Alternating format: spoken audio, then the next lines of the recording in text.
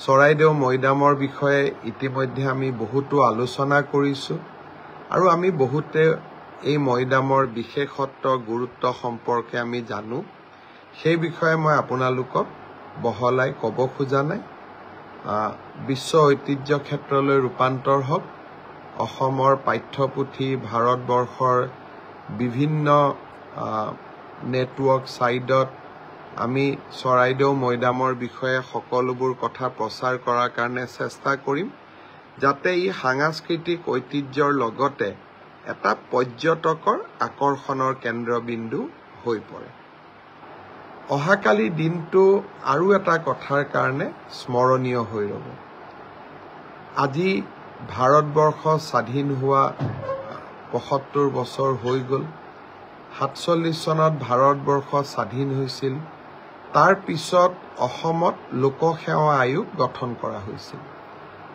লোকসেৱা আয়োগৰ দায়িত্ব হ'ল ৰাজপত্ৰিত বিষয়াৰ নিযুক্তিক অনুমোদন কৰা পৰীক্ষা পৰিচালনা কৰা বিশেষকৈ তেওঁলোকৰ এটা ডাঙৰ দায়িত্ব হ'ল যে আসাম সিভিল সাৰ্ভিসেছ যাৰ জৰিয়তে নেকি ACS APS এই বিষয়াসকলক নিযুক্তি দিয়া হয় তেওঁলোকৰ নিযুক্তিৰ পৰীক্ষা পৰিচালনা কৰা হয় ইমান দিনে এই পৰীক্ষাৰ প্ৰশ্ন কাকত ইংৰাজীতে ছপা হৈছে বঙাইগাঁৱত অনুষ্ঠিত অসম চৰকাৰৰ কেবিনেটে সিদ্ধান্ত লৈছিল যে আমি অসমৰ যেটো অফিচিয়েল ল্যাঙ্গুৱেজ সৰকাৰি ভাষা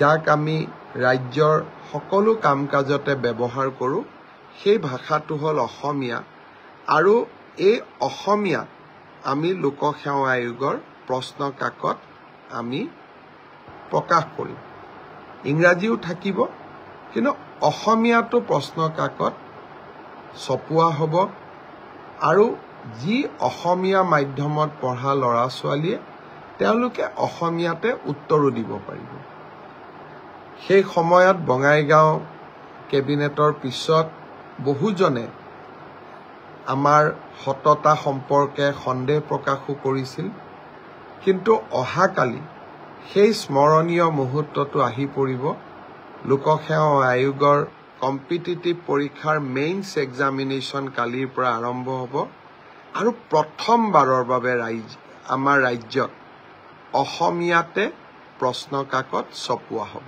ইংৰাজীৰ লগত অসমীয়াও থাকিব যি আমাৰ বাবে এটা পৰম সৌভাগ্যৰ দিন বুলি বিবেচিত হ'ব লাচিতৰ ৪০০তম জন্ম জয়ন্তী চৰাইদেউ মৈদামলৈ বিশ্ব ঐতিহ্যৰ স্বীকৃতি লোকসেৱা আয়োগৰ পৰীক্ষা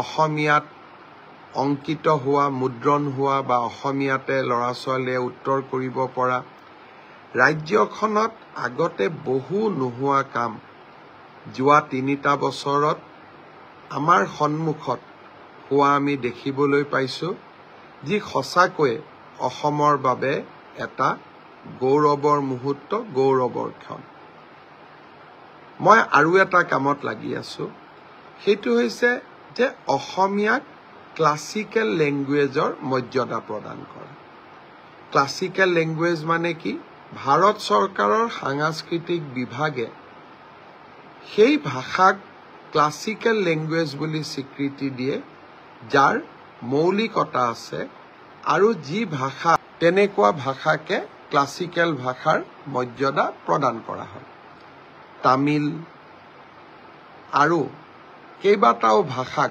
5টা ভাষাত ভাৰত চৰকাৰে এতিয়ালৈকে ক্লাসিক্যাল ল্যাঙ্গুৱেজৰ স্বীকৃতি দিছে অসমে যাতে ক্লাসিক্যাল ল্যাঙ্গুৱেজৰ স্বীকৃতি পাব পাৰে অসমীয়া ভাষাই তাৰ কাৰণেও মই নিৰন্তৰ প্ৰচেষ্টা চলাই আহিছো আৰু মই ভাবো যে এই দিশত আমি কোনোবা দিন নহয় কোনোবা দিনত সফল হ'ব পাৰিম যোৱাকালি কেন্দ্ৰৰ গৃহ মন্ত্ৰালয়ে এখন বৈঠক আহ্বান কৰিছে য'ত অসমৰ NRCৰ বায়োমেট্ৰিকৰ বিষয়টো আলোচনা হ'ব কেন্দ্ৰীয় গৃহমন্ত্ৰী অমিত শাহ ডাঙৰীয়াক মই সাক্ষাৎ কৰি বায়োমেট্ৰিক্স বন্ধ হৈ থকা 9 লাখ 22,000 লোকৰ বায়োমেট্ৰিক্স খুলি দিবৰ বাবে মই তেখেতক বিনম্ৰতাৰে সৈতে অনুৰোধ কৰিছিলোঁ।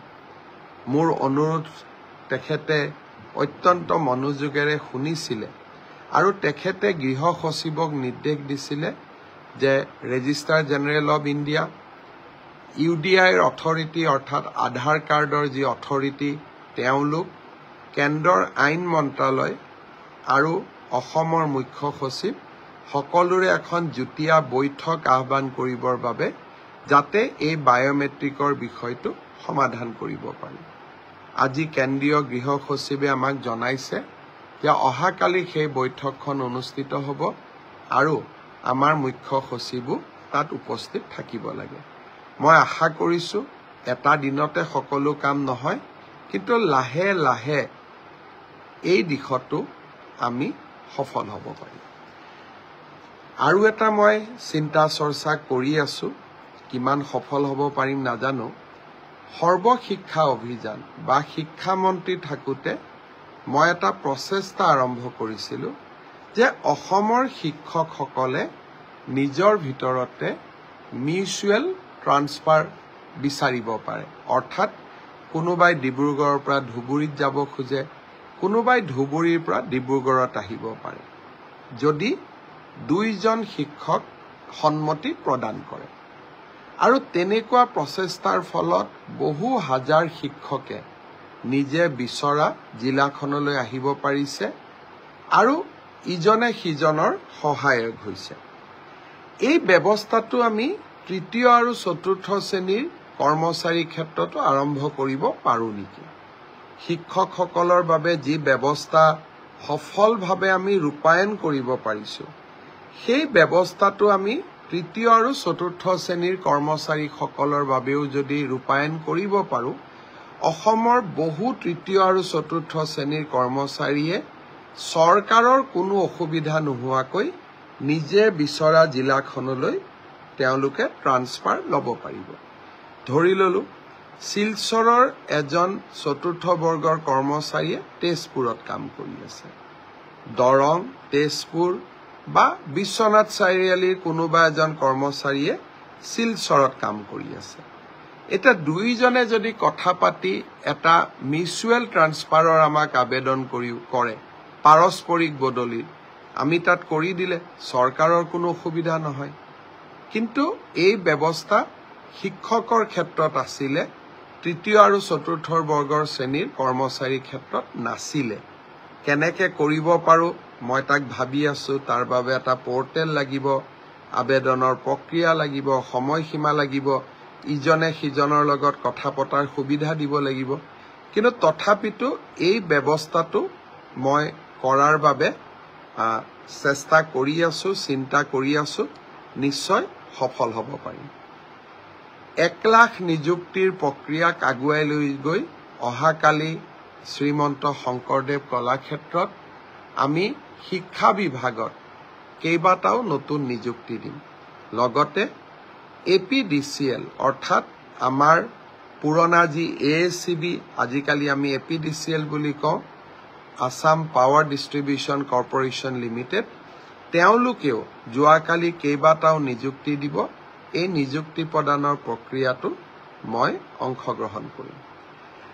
আজি এটা বিষয় উত্থাপন হৈছে যে আয়ুষ্মান ভাৰতৰ আমি প্ৰাইভেট নাৰ্ছিং হোমসমূহত আগতে যেনেকৈ সকলো কাম প্ৰাইভেট নাৰ্ছিং হোমত কৰা হৈছিলে, আমি এটা নিয়ম কৰিছোঁ যে আয়ুষ্মান ভাৰতৰ গুৰুতৰ অসুখবিলাক, যিবিলাক আমাক হাৰ্ট ট্ৰান্সপ্লাণ্ট, কিডনি ট্ৰান্সপ্লাণ্ট, সেইবিলাক আমি প্ৰাইভেট নাৰ্ছিং হোমতো কৰিম, চৰকাৰী হস্পিটেলত কৰিম।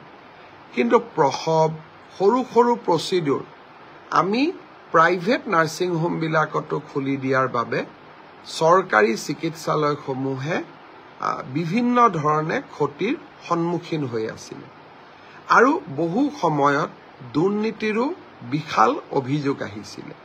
সেইকাৰণে অসম চৰকাৰে এটা সিদ্ধান্ত লৈছে যে আয়ুষ্মান ভাৰতৰ কাৰ্ডত আমি সেইবিলাক বেমাৰহে নাৰ্ছিং হোমত যাব পাৰিম যিবিলাক ক্ৰিটিকেল, চৰকাৰী হস্পিটালত সম্ভৱ নহয়। তেনেকুৱা আমি 300 প্ৰচিডিউৰ প্ৰাইভেট আৰু চৰকাৰী নাৰ্ছিং হোম দুইটাতে ৰাখিছোঁ। কিন্তু বাকী কামবিলাক আমি চৰকাৰী চিকিৎসালয়ত আমি কৰিম। কেঞ্চাৰৰ চিকিৎসা বি বৰুৱা কেঞ্চাৰ হস্পিটালত কৰিম, গুৱাহাটী মেডিকেলত কৰিম, টাটা আৰু আমাৰ মাজত স্থাপিত হোৱা চিকিৎসালয়বিলাকত কৰিম।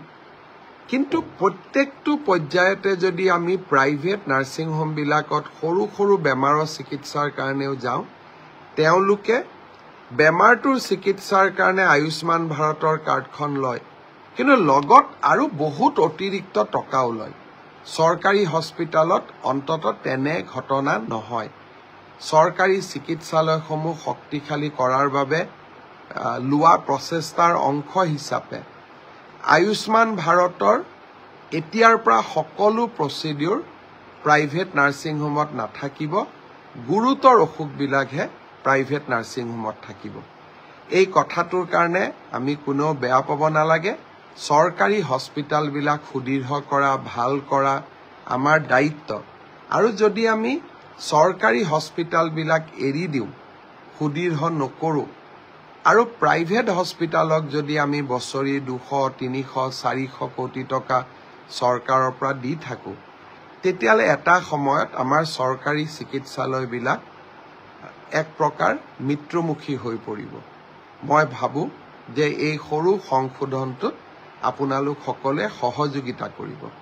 পুনৰ এবাৰ ধন্যবাদ। অহাকালি ৰাতিপুৱা 10 বজাত ইউনেস্কোৰ বিশেষ ঘোষণাটো শুনিবৰ বাবে আমি সকলোৱে অধীৰ আগ্ৰহেৰে অপেক্ষা কৰিম। মই নাজানো মোৰ ৰাতি টোপনি আহিব নে নাহিব, কিন্তু 10 বজাত ঘোষণাটো শুনিম। আৰু যদি সকলো ঠিকে থাকে, মুখ্যমন্ত্ৰী হোৱাৰ পিছত কৰা যিবিলাক মানুহে বহু দিনলৈ সোঁৱৰণ কৰিব, চৰাইদেউৰ মৈদাম ইউনেস্কোৰ ৱৰ্ল্ড হেৰিটেজ মোৰ ৰাজনৈতিক জীৱনৰ এক ডাঙৰ প্ৰাপ্তি হৈ ৰ'ব।